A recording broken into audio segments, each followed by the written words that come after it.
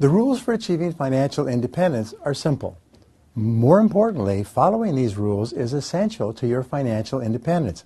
The rules are as follows. Rule number 1 is spend less than you earn. 5 words, and then save or invest the difference. This has always been the case. This is the key to financial success going back to the richest man in Babylon by Klassen more than 2,000 years ago. You can be a blithering idiot at an average job, working at a gas station or on the farm, or driving a truck at an average wage, but if you save $100 a month on average from age 20 to age 65 and let it accumulate, you'll be worth more than $1 million. $100 a month, $25 a week, or less than $4 a day. How about the same amount as buying a latte coffee at Starbucks? Can you do that? Okay, well, do lots of other things, but do that for sure. Now, rule number 2 for achieving financial independence is that 10% of every dollar you earn is yours to keep. What this means is that you need to develop a habit from the beginning of your career and throughout of cutting 10% off the top of your salary and living on the other 90%. Most people, as we said before, get their paycheck and they spend most of it. If there's anything left over, they throw it in the bank, temporarily, and then they grab it out and spend it on something else.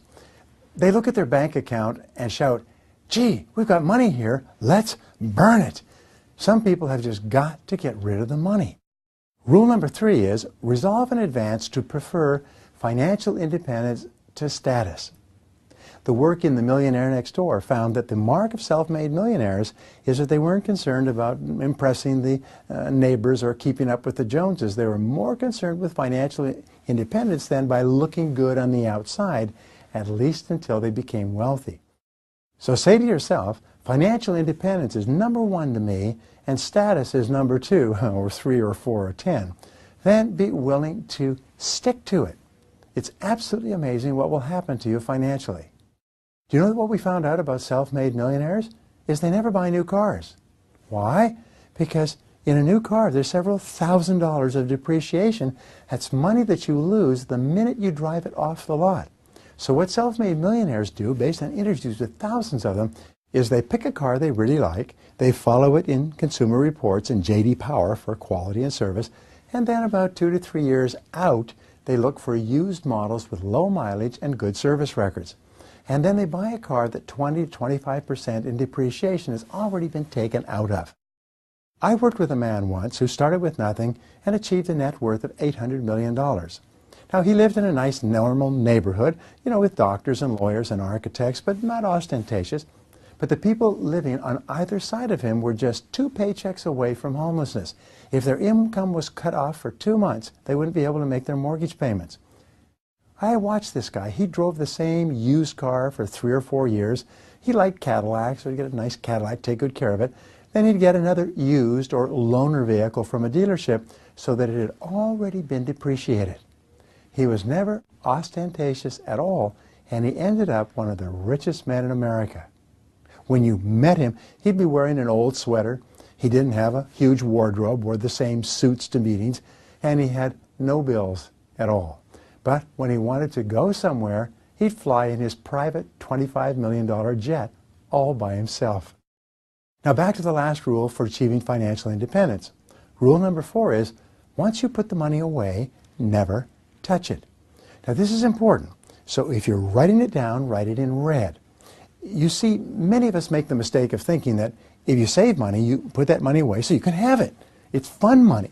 So when you decide, I want to buy a car, or I want to go on a trip, I want a boat, I want a motorhome, you go and you get this money that you saved.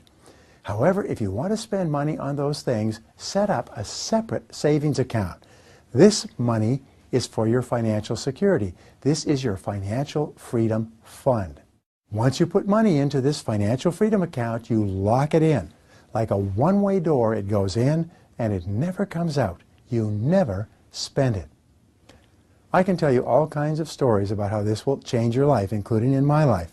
But please believe me, once you put it away and decide that you will never spend it, as far as you're concerned, it's gone forever. I personally will do whatever is necessary, no matter what my financial emergency is, to not touch my financial fortress. never touch it. Because if you even think, even a tiny glimmer, that you can get it if you need it, then you'll find yourself needing it at the first opportunity. So the key to financial success is pay yourself first, save 10% off of your account, buy used things rather than new, and once you put money away, never, never, never touch it. Put it away and let it stay there until it accumulates and enables you to do anything you want in life. If you enjoyed this information and would like to receive 6 additional free videos on the top questions people ask me about personal and financial success and achievement, visit www.briantracy.com/success-mastery. That's www.briantracy.com/success-mastery, and we'll set you up with 6 free videos.